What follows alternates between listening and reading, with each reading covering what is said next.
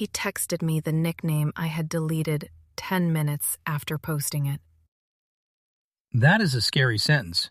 But start before the nickname. Who is he? Ryan, my ex. 7 months together, 6 weeks no contact, and technically he had already moved on. Technically? He had a new girl in his stories. Not a full face, obviously. Just the soft launch starter pack. 2 coffee cups, one hand on a steering wheel, a caption that said, "Easy Sunday." A caption should be illegal. I know. It was so calm that it made me furious. He told me he wanted a clean break, then somehow found peace and a beige sweater in under a month. And you were trying to act normal. Trying is generous. I muted him, unmuted him, muted him again, and told my friend Tessa I was healed because I deleted 3 screenshots. A full medical recovery. Exactly. Then I went on a date with Daniel. Different Daniel. Tall, sweet, very normal. He wore this navy jacket that looked expensive in a quiet way. So you soft-launched him. Barely. I posted 1 story from across the table. No face, just the sleeve of the navy jacket, a glass of water, and the corner of a menu. Caption: "Okay, that was actually nice." Clean. Vague enough to make everyone nosy. That was the problem. Ryan viewed it in 4 minutes. After 6 weeks of no contact? After 6 weeks. And I know, 1 story view is not a message. People tap, people scroll, people are bored. I tried to be sane about it. How long did sane last?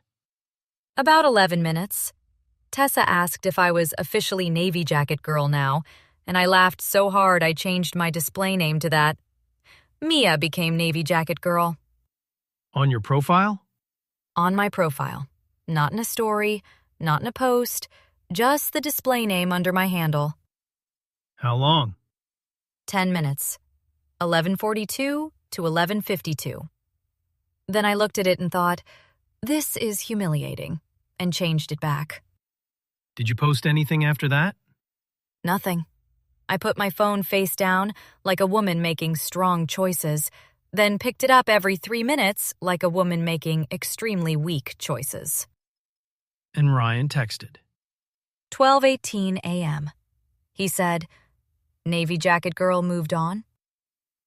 Okay, that is not the same as a random story view. That is what I said. My stomach went cold. Because that phrase had existed for 10 minutes, and I had not sent it to anyone except Tessa. There are a few safe possibilities.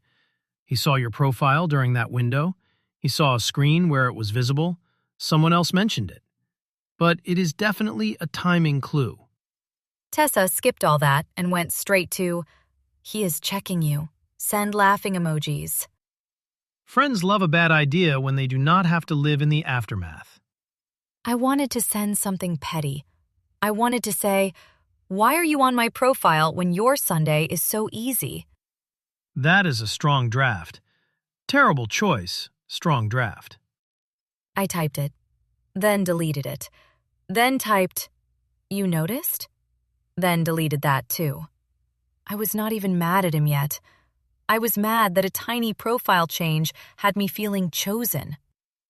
Because the clue gave you what no contact takes away, a feeling that there is still a thread between you.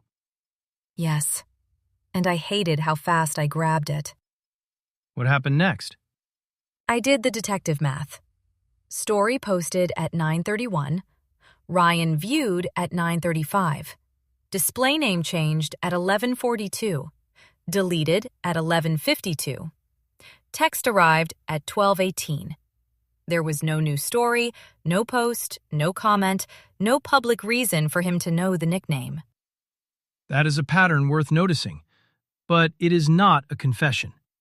That sentence would have ruined Tessa's night. Good. Tessa needed ruining. A pattern can tell you something happened in a window. It cannot tell you he is single in his heart, ready to apologize, or secretly choosing you. I wanted it to tell me all of that. Of course you did. You were looking for a way to avoid asking the one question that could hurt. Which was? Why are you texting me like this if you wanted no contact? I stared at that question for 20 minutes. And? I sent it. No emojis, no bait, no little profile trap. Just the question. That is painfully adult. I did not enjoy it. He replied the next morning. He said the soft launch hit him weird, and he guessed I was seeing someone. Then he said, I do not want to confuse you. Which is what people say while actively confusing you. Exactly. I asked if he wanted to talk, for real. He said he did not know. There is your answer. The awful part is, the nickname clue was real. He really did notice something he probably was not supposed to admit noticing. Sure, the timing was real, his discomfort was real, but real attention is not the same as real availability. That line made me put my phone down. Good, because if you had answered the clue instead of the behavior, you would have been back in the loop. The loop is addictive. Change a name, post a vague song, wait for a view, pretend the view is a conversation. And it never ends, because the profile becomes a little fishing line. So I removed him from close friends, muted his girlfriend, and went on a second date with Daniel. How was Navy Jacket Daniel? Still normal. He asked me if I liked the restaurant before ordering for himself. I almost cried because the bar was underground. That is romance in 2026. Someone asks a basic question and you need a minute. The weird thing is, once I stopped trying to decode Ryan, the new date felt less like revenge and more like an actual person. That is the whole point. Clues can help you stop doubting yourself.